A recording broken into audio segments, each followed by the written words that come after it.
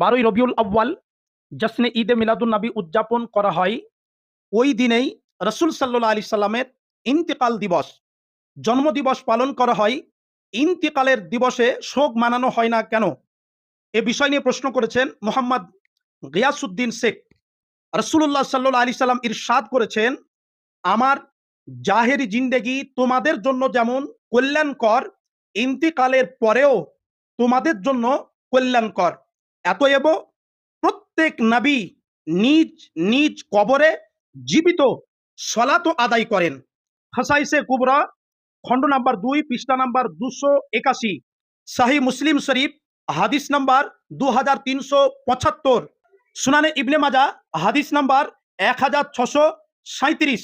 ইমাম বুখারী রাহিমাহুল্লাহ একটি হাদিস সংকলন করেছেন, কেউ ইন্তেকাল করলে 3 দিনের বেশি শোক পালন করা শরিয়াতে হারাম আছে।